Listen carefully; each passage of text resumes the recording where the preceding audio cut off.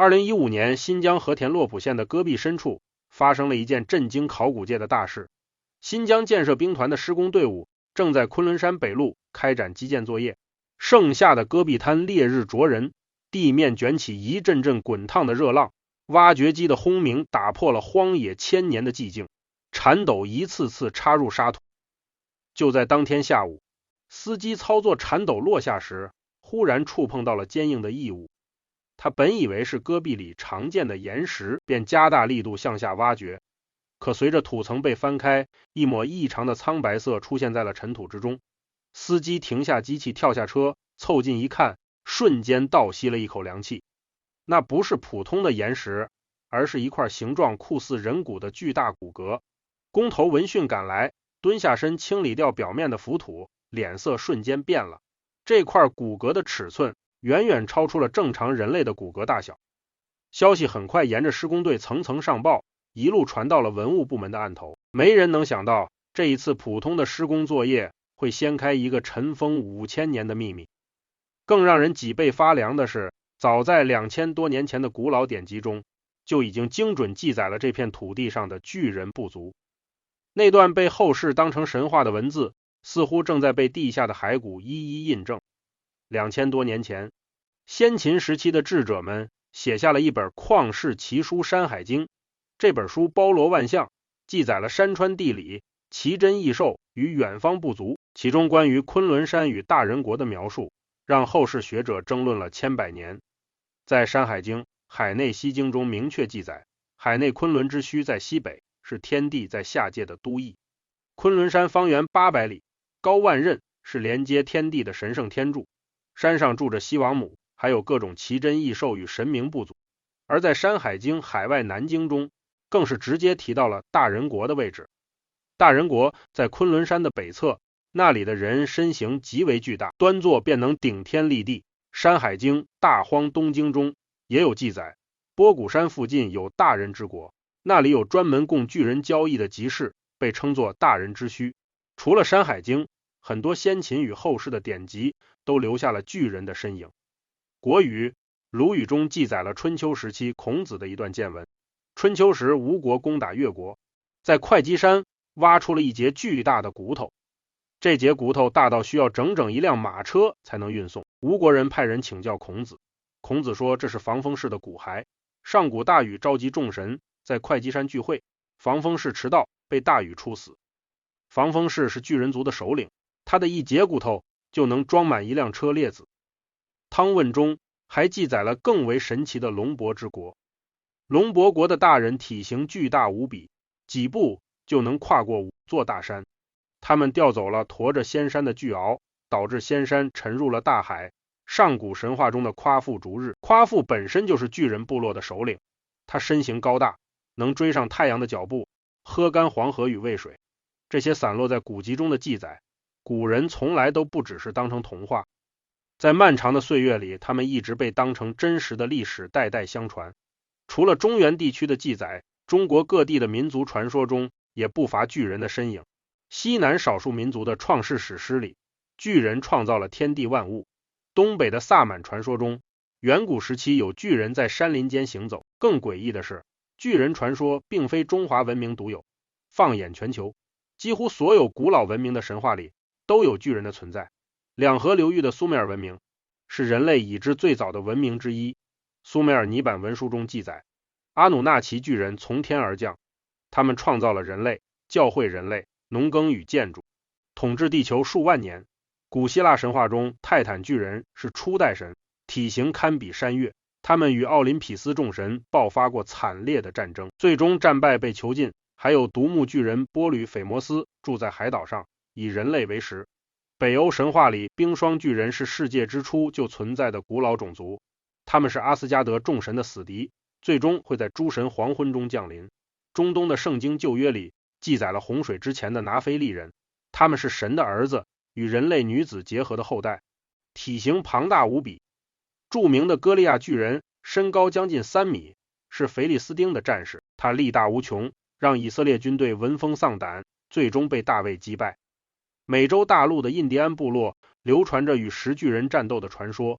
易洛魁人说，他们的祖先曾与山洞中的石巨人长期作战，那些巨人身高数米，皮肤坚硬如石，普通武器无法伤害。玛雅文明与印加文明的传说中，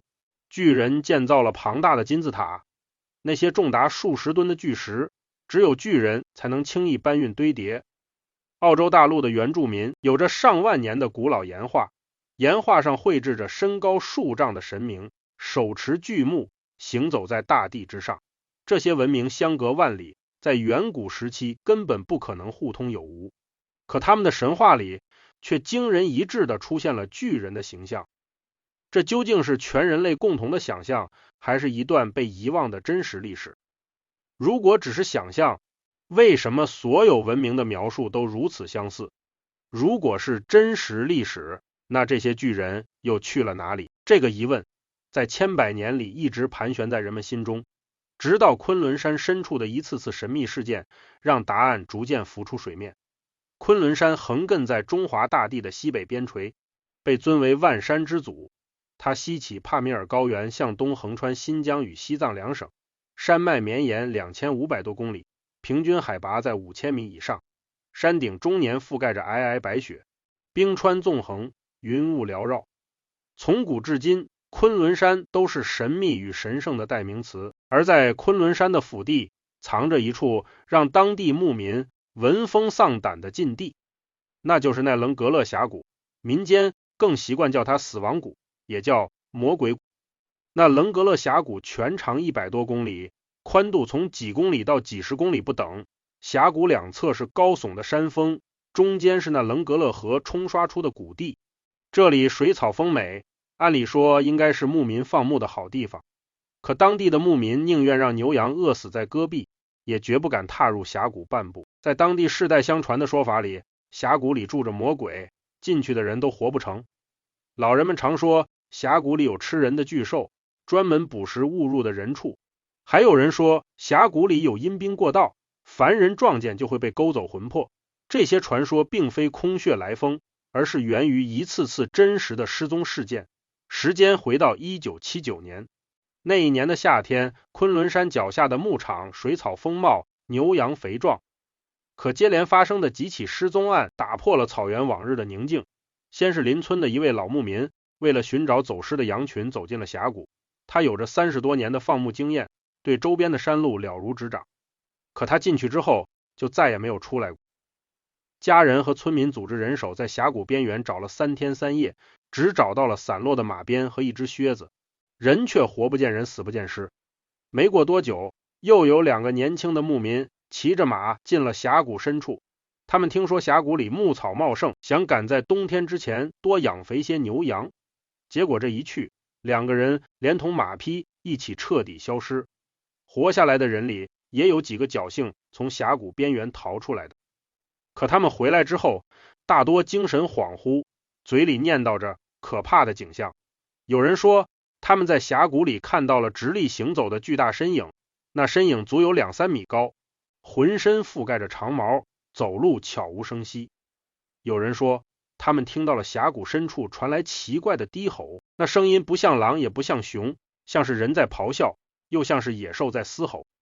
还有人说大白天的峡谷里会突然起大雾，雾里有模糊的人影晃动，进去的人就再也走不出来。短短一个夏天，就有5名牧民在那棱格勒峡谷失踪。消息越传越邪乎，周围的牧民人心惶惶，没人再敢靠近峡谷。当地政府接到报案后，也意识到了事情的严重性。这片峡谷不仅有离奇的失踪案，还地处战略要地，如果真的有未知的危险，必须尽快查清楚原因。很快，上级部门决定组建一支联合科考队，进入峡谷一探究竟。所有人都以为这只是一次普通的地质与生物考察，没人能预料到这次科考会遇到怎样匪夷所思的景象。1979年7月，联合科考队在昆仑山脚下正式集结。这支队伍汇集了国内多个领域的顶尖专家，其中有地质学家、生物学家、气象学家和专业的法医。除此之外，还有10余名经验丰富的边防军人随行保护。他们携带了当时国内最先进的探测设备，包括地磁测量仪、军用无线电对讲机、高精度指南针、还有各种采样工具、防身武器与充足的给养。出发前，所有人都做了万全的准备，信心满满。他们相信，凭借科学的力量，一定能揭开死亡谷的秘密。科考队从峡谷的入口出发，沿着河谷向深处推进。峡谷外围的景色和普通的高原河谷没什么区别，河水清澈，岸边生长着低矮的灌木与牧草，偶尔能看到几只野兔和旱獭，空气中满是青草的气息。第一天的考察十分顺利，没有发现任何异常。队员们甚至觉得所谓的死亡谷传说只是牧民的迷信。可从第二天开始，周围的环境渐渐发生了变化，越往峡谷深处走，周围的声音就越少。一开始还能听到鸟鸣和虫叫，后来渐渐只剩下风声，再到后来连风声都好像被峡谷吞没了，四周死一般的寂静，空气中开始弥漫起一股淡淡的腥气，混合着臭氧的味道。路边的植被也变得越来越稀疏，颜色呈现出病态的枯黄，就像是被什么东西灼烧过一样，没有一点生机。沿途的动物骸骨开始变多，散落在草丛和岩石边，有羚羊的，有野驴的，还有一些看不出是什么动物的碎骨。队员们起初并不在意，觉得高原上动物死亡很正常，可是越往里走，骸骨就越密集，很多骨头都带着断裂的痕迹，仿佛这些动物生前遭遇了极其猛烈的攻击。队伍里的气氛开始变得凝重，没人再像第一天那样说笑，每个人都握紧了手里的装备，警惕地观察着四周。第三天下午，科考队在一处背风的岩壁下有了重大发现。地质队员在勘察岩层的时候，发现岩壁下有一片凹陷区域，区域里散落着大量的骨骼，层层叠叠堆在一起。队员们立刻围了上去，小心翼翼地清理表面的沙土。清理到一半的时候，法医忽然发出了一声惊呼，在一堆动物骨骼中间，赫然混杂着人类的骨头，有头骨碎片，有肋骨，还有清晰的人类指骨。队员们立刻扩大清理范围，总共找到了3具人类的遗骸。从旁边残留的衣物碎片和随身的匕首、马鞭来看，死者正是前几个月失踪的那几位牧民。找到了失踪者的下落，本该是一件值得庆幸的事，可在场所有人的脸上都看不到半点轻松，因为这些遗骨上的痕迹实在太过诡异。法医蹲在地上仔细检查着每一块骨骼，骨骼上布满了巨大的咬痕和抓痕，骨头被硬生生撕裂，咬痕的宽度超过了10厘米，齿印深陷在骨质之中。这种尺寸的咬痕绝不可能是高原狼或者雪豹造成的，就算是体型最大的棕熊，也咬不出如此夸张的痕迹。更奇怪的是，现场没有任何大规模搏斗的痕迹，周围的植被没有被踩踏，地面也没有挣扎的印记。3名牧民仿佛是在毫无防备的情况下瞬间被击杀，就像是有什么恐怖的生物在一瞬间夺走了他们的生命。这个发现让整个队伍都笼罩上了一层阴影，难道牧民口中的巨型未知生物真的存在？队长看着凝重的队员，强作镇定地安抚大家。他说可能是某种罕见的大型猛兽，不用过度恐慌。科考队的任务就是查清真相，不能因为一点发现就退缩。当天晚上，科考队在岩壁附近扎营休整。夜里的峡谷格外安静，静得能听到自己的心跳。队员们轮流守夜，每个人都紧绷着神经。后半夜的时候，有守夜的队员说，看到远处的山坡上有影子晃动，那影子很高，直立着行走，速度很快。等他拿起望远镜再看的时候，影子已经消失在了夜色里，没人能确定那是什么，也没人敢深夜出去查看。所有人都熬到了天亮，才稍稍松了一口气。第4天一早，科考队收拾行装，继续向峡谷腹地进发。谁也没有想到，更可怕的异象正在前方等着他们。队伍往前走了大约5公里，携带的设备忽然开始失灵。先是军用对讲机里传来刺耳的嘶嘶声，彻底失去了信号。这些对讲机都是经过特殊抗干扰处理的，正常情况下几十公里都能通话，可在这里，连和1公里外的队员都联系不上。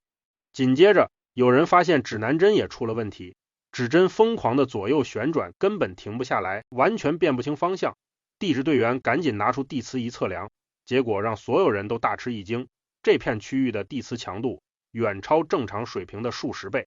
强磁场干扰了所有电子设备，也让指南针彻底失效。就在众人慌乱的时候，天空忽然暗了下来，明明是正午时分，烈日当空，可乌云却瞬间铺满了天空，峡谷里刮起了狂风，飞沙走石，打得人睁不开眼。下一秒，一道刺眼的闪电划破天空，劈在了旁边的山峰上，震耳欲聋的雷声紧跟着响起，在峡谷里来回回荡。紧接着，第二道、第三道闪电接连落下，一道道银蛇在峡谷两侧的山壁间狂舞，雷声连绵不绝，闪电劈在岩石上，爆出耀眼的火花，空气中满是焦糊的味道。队员们从没见过如此恐怖的雷暴，而且还是在大白天。有人的头发都竖了起来，皮肤能感觉到明显的刺痛。队长意识到情况危急，再往前走，所有人都可能有生命危险。他立刻下达命令，放弃考察，全员立刻原路撤退。队员们护着设备，顶着狂风雷电，拼命往峡谷外跑。幸好他们走得不算太深，靠着河谷的走向辨别方向，折腾了好几个小时，才终于撤出了雷暴区域。回到峡谷外的大本营，所有人都惊魂未定。这次科考不仅没能查清真相，反而留下了更多的谜团。峡谷里为什么会有如此反常的强磁场？大白天的雷暴到底是怎么形成的？那些牧民遗骨上的巨型咬痕又是什么生物造成的？科考队提交的正式报告里给出了相对保守的结论。报告认为，牧民失踪是遭遇了极端天气与大型猛兽峡谷的异常现象，大概率和地质结构与磁场有关。可报告里没有解释为什么会有远超常规的巨型咬痕。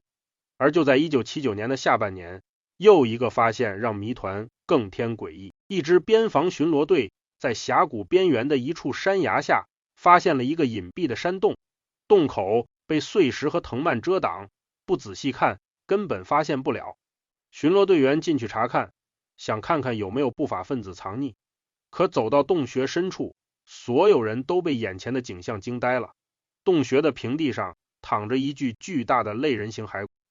骸骨完整度很高，从头到脚的尺寸远超正常人类，骨骼粗壮，头骨巨大，看起来像是人的骨骼放大了好几倍。巡逻队不敢怠慢，立刻封锁了洞口，向上级汇报。没过多久，就有专车和专业人员来到这里，他们将骸骨小心翼翼地装箱，密封之后连夜运走了。参与这件事的人员都被要求严格保密。至于这具骸骨被运去了哪里，最终的鉴定结果是什么，外界再也没有得到任何消息。就像石沉大海一般，这件事儿也成了1979年昆仑山科考最神秘的一个注脚。时间一年年过去，死亡谷的传说还在民间流传，很多户外探险者试图私自进入峡谷，都被保护区拦下。关于巨人骸骨和神秘生物的传闻也渐渐被岁月冲淡，直到30多年后的2015年，昆港古墓群横空出世，再次把昆仑山巨人的谜团推到了世人的目光中心。2015年，新疆和田洛浦县以西的戈壁滩上一片荒芜，新疆建设兵团的施工队正在这里开展公路基建工程。这片戈壁紧邻昆仑山北路，人迹罕至，遍地都是沙石。施工已经进行了半个多月，一切都按部就班推进。这天上午，挖掘机司机像往常一样操作机器开挖路基，铲斗插入沙土，挖起满满一斗碎石与泥土。就在倾倒的时候，司机眼尖地看到泥土里混着白色碎块，他起初以为是戈壁里的羊骨头或者普通岩石，没太在意。可又挖了几下之后，越来越多的白色骨骼露了出来，其中有一块完整的长骨，形状酷似人类的大腿骨，但尺寸大得离谱，比普通人的腿骨长了将近1倍。司机心里咯噔一下，赶紧停下机器，从驾驶室跳下来。他蹲在土坑边，用手擦去骨头表面的沙尘，越看越觉得不对劲儿。这骨头的结构分明就是人类的骨，可正常人的骨也就40多厘米长，这根却有将近1米。工头和其他工人也闻声围了过来，七嘴八舌的议论。有人说这是恐龙化石，有人说这是古代巨兽的遗骨，也有人小声嘀咕，这会不会是传说里的巨人骨头？工头意识到事情不简单，立刻下令暂停施工。他把情况上报给团部，团部又联系了当地文物局，文物部门接到消息后高度重视，立刻派人赶往现场。第一批文物工作者抵达现场，初步勘察后也大为震惊。他们确认这是一处古代墓葬群，而且规模非常庞大，施工挖到的只是墓葬群最边缘的极小一部分。消息很快层层上报，直达国家文物局的办公案头，国家级的考古专家组迅速组建，连夜奔赴昆仑山脚下。很快，针对这片古墓群的抢救性发掘正式启动。因为地处昆仑山附近的昆岗地区，它被命名为昆岗古墓群。随着发掘工作层层向下推进，惊人的发现接踵而至。考古队按照地层年代将古墓群分为了上下多个层级，最上层的墓葬距今大约2000到3000年，属于青铜时代。里面的骸骨尺寸和现代人相差无几，陪葬有陶器与铜器。中间一层的墓葬距今大约3500到4000年，里面的骸骨明显比上层高大，普遍身高在1.9米以上。陪葬品多为细石器与骨器，属于新石器时代晚期。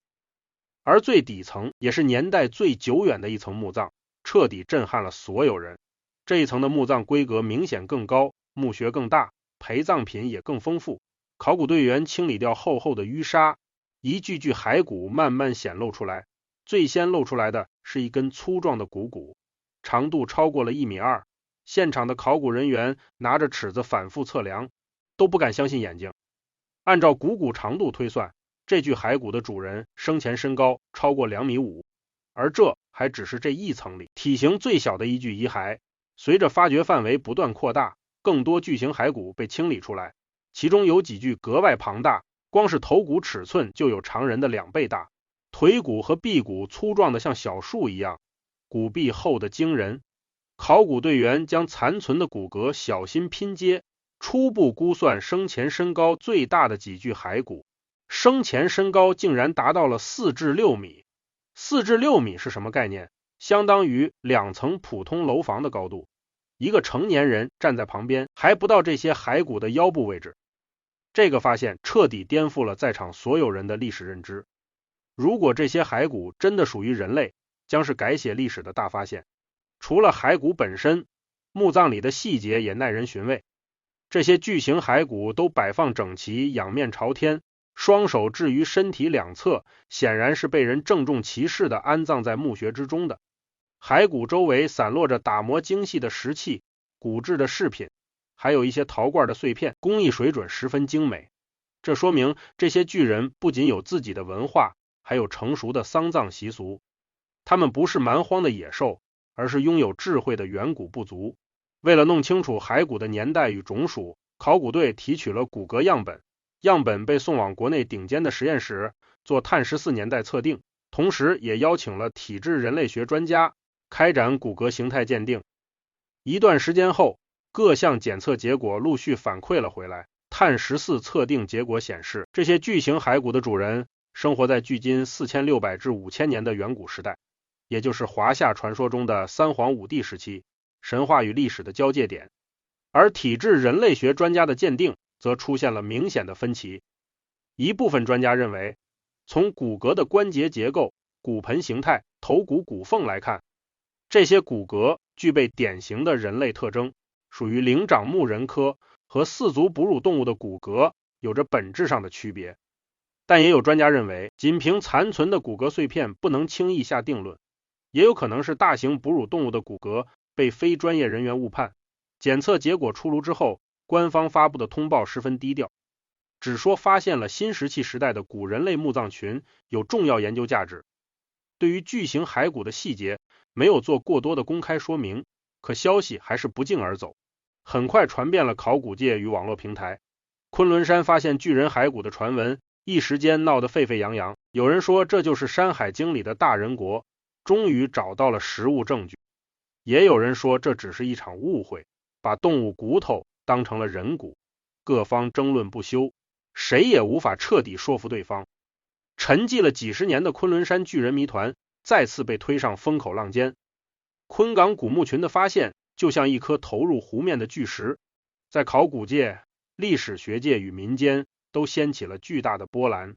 围绕着巨人族是否真实存在这个核心问题，各方展开激烈争论。主流的考古学界与古人类学界整体持谨慎与质疑的态度，他们提出了多个有力论据来否定巨人族的真实性。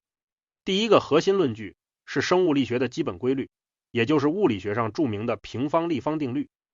当一个生物的身高按比例翻倍，它的体重会是原来的8倍，而骨骼的横截面积只会增长到原来的4倍。这就意味着体型越大，骨骼承受的压力就会成倍增加。如果人类身高达到6米，体重会达到惊人的数吨重，自身的重量就会把骨骼压断，根本无法正常直立行走。同时，心脏需要把血液泵到6-7米高的头部，这需要极高的血压，人类的血管与心脏根本承受不住。从生物学角度来说，6米高的人类是不可能存在的。第二个论据是骨骼误判的极大可能性。昆仑山地区在远古时期气候比现在温暖湿润得多，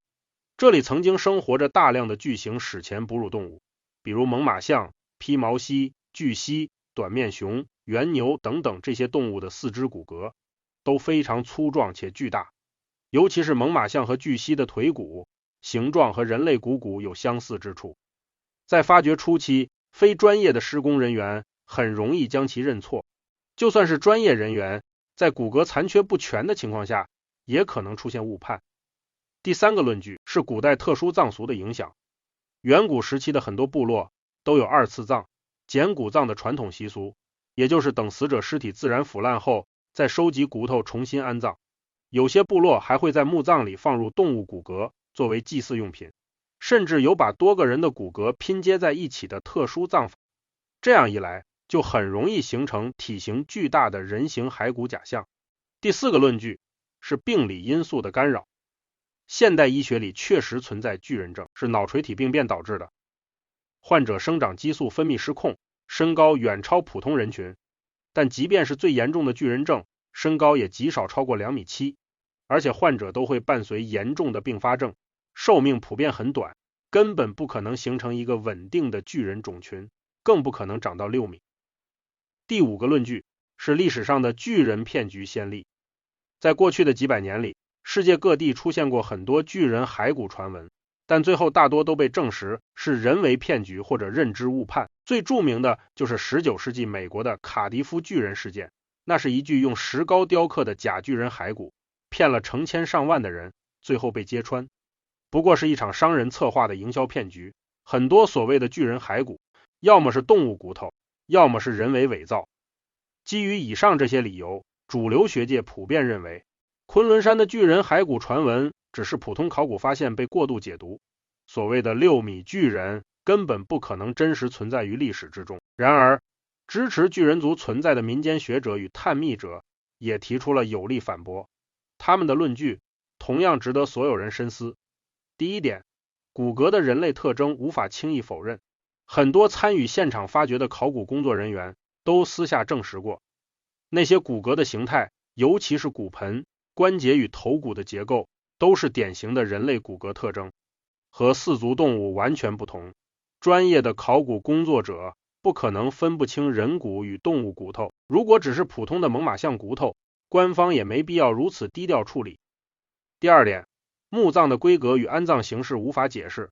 这些巨型骸骨出土于墓葬群的核心区域，有完整的墓穴，骸骨摆放规整，还有配套的人工陪葬品，这是典型的人类安葬仪式，不可能是随便丢弃的动物骨骼。远古人类不会把动物的骨头郑重安葬在高等级墓葬里。第三点，与古籍记载的吻合度高得惊人，骸骨的年代是4600至5000年前，正好对应上古神话时代，地理位置在昆仑山北麓，正好和《山海经》里大人国的位置对应，时间与地点都严丝合缝，很难用简单的巧合来解释。如果《山海经》只是荒诞神话，怎么会精准预言几千公里外的墓葬？第四点，全球考古发现可以相互印证。近100年来，世界各地都有巨型人骨考古发现记录。在南美洲秘鲁，考古学家发现过3米多高的巨人木乃伊。在中东的约旦河谷也发现过疑似巨人的古代墓葬群，在非洲和欧洲都出土过尺寸超长的远古人类骨骼，还有很多地方发现了巨大的脚印化石，尺寸远超常人。这些发现都说明远古时期可能存在过大型的人类分支。第5点，物种演化的未知性不能被忽视。人类的演化史还有很多空白没有被填补完整。我们已经知道，远古时期地球上共存过多种人类，比如尼安德特人、丹尼索瓦人、佛罗勒斯人等等。他们有的粗壮，有的矮小，各自适应不同的生存环境。既然有1米高的佛罗勒斯矮人，为什么不能有巨型人类分支？远古时期地球的氧气含量更高，食物资源也更加丰富，完全有可能支撑体型更大的人类种群生存繁衍。尤其是昆仑山地区，特殊的高原环境与地磁环境有可能诱发了特殊的基因突变，演化出独特的巨人部族。第6点，山海经的真实性正在不断被证实。过去人们都把山海经当成荒诞的神话志怪小说，可随着考古与地理发现的增多，越来越多记载被证实为真。山海经里记载的鳝、飞鱼、企鹅等动物都真实存在，很多山川地理的描述也和现实中的地貌高度吻合，它更像是一部远古的地理博物志，而不是纯粹的文学创作。既然其他记载都是真实的，那大人国的记载也未必是虚构，双方各执一词，都有自己的道理，谁也无法彻底说服对方。